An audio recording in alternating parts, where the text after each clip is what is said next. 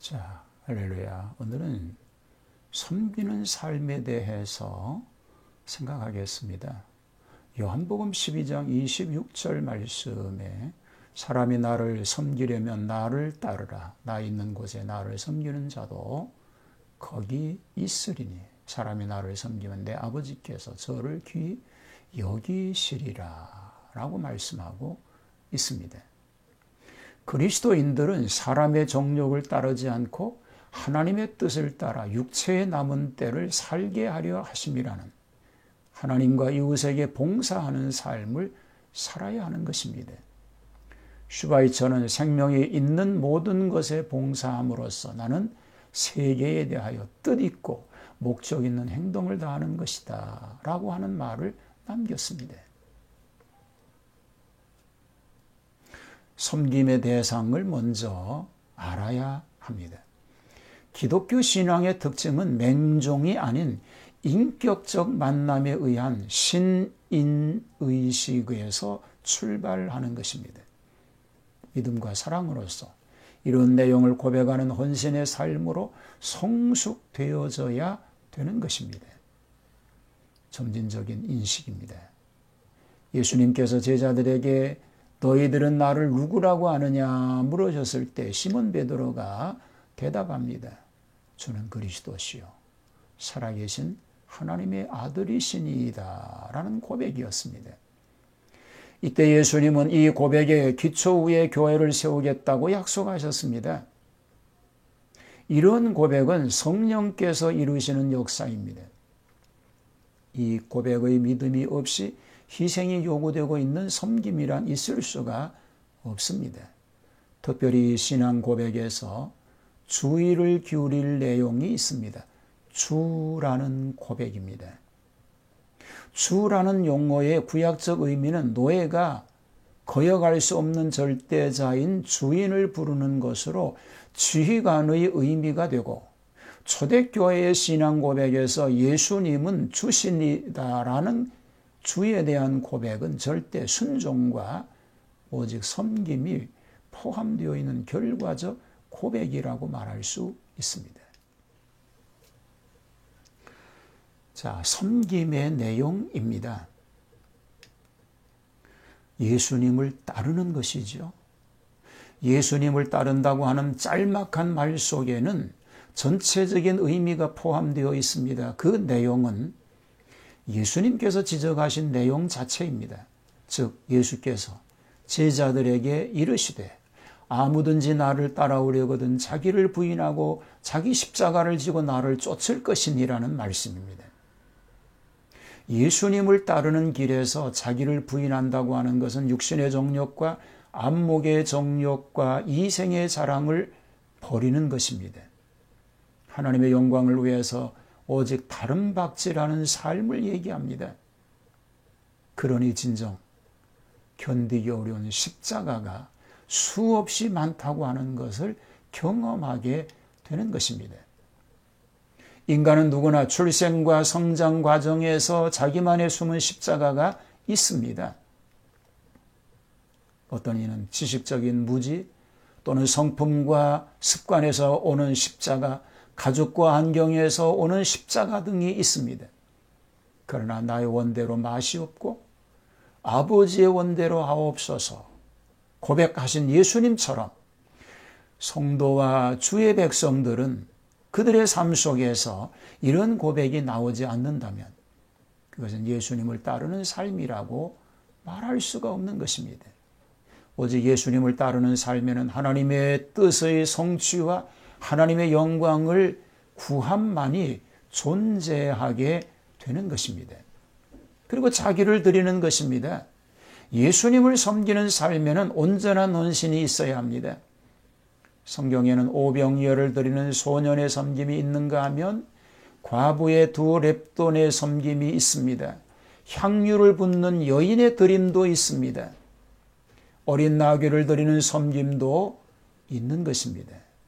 또 구체적인 드림은 육체와 재능과 온 시간을 다하고 정성과 성품을 다하여 드리는 섬김인 것을 알 수 있습니다.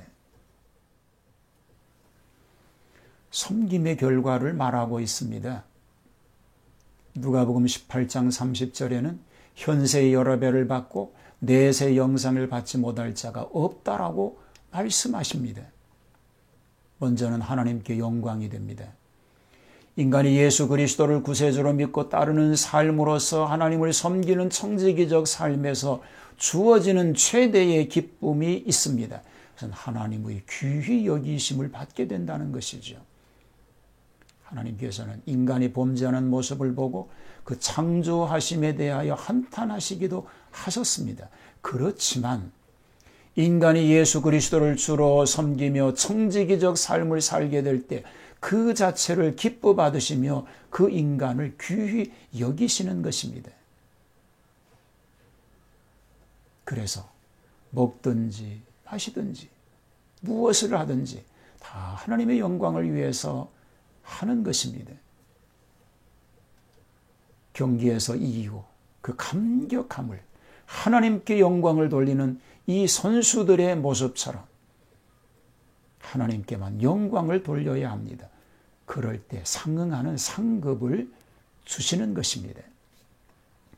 예수 그리스도를 주로 믿는 감격 속에서 청지기적 섬김을 사는 모든 그리스도인들은 그 헌신의 모습, 그 자체의 목적이 있는 것이 아닙니다.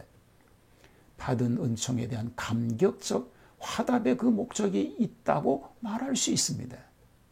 하나님은 신실한 청지기적 섬김을 사는 이들에게 온전한 상급을 예비하여 놓으셨고 베푸시기를 기뻐하시는 분입니다.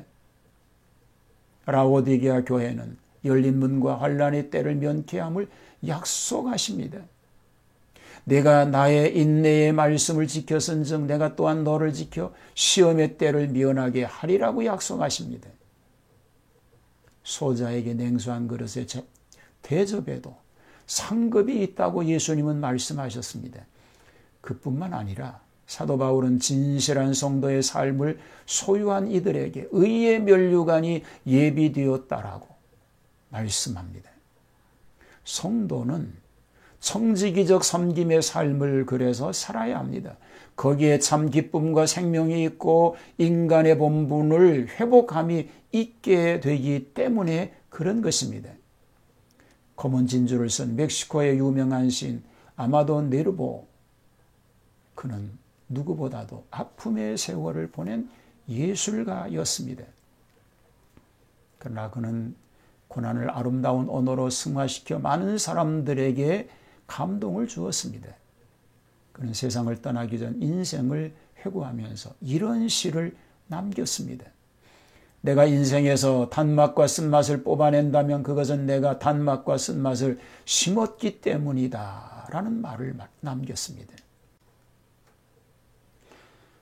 상응하는 상급은 모든 사람에게 적용되는 것만은 결코 아닐 것입니다.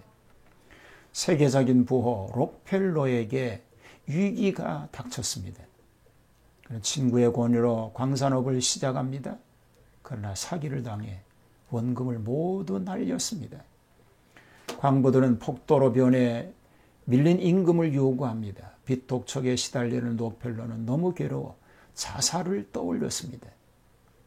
기업을 처음 시작할 때부터 철저한 11조 생활을 해온 록펠러는 황량한 폐광에 엎드려 기도하고 있었습니다.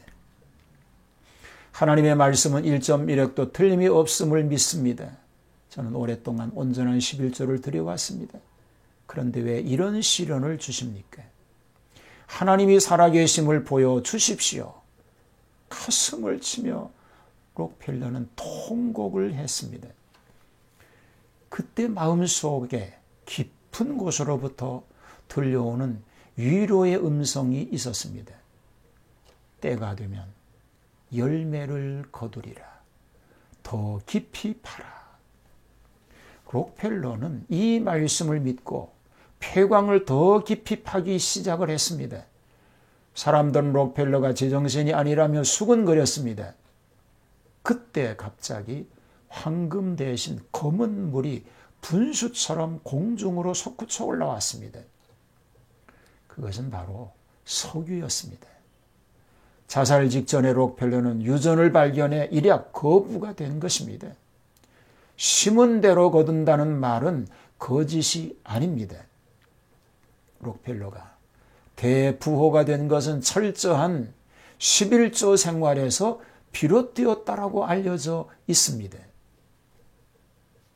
오늘 우리는 섬기는 자로 하나님 앞에 온전함으로 살아갈 수 있게 되어야 합니다. 그런 은혜를 다 누릴 수 있게 되기를 주님의 이름으로 축복합니다. 하나님, 예수님이 섬기는 분으로 이 세상에 오셨고 마지막까지 인류를 섬겼습니다. 하나님이 우리에게 귀중한 천국의 직임을 맡기셨는데 우리도 이렇게 섬기는 자로 복되게 하옵소서. 예수님 이름으로 기도하옵나이다. 아멘.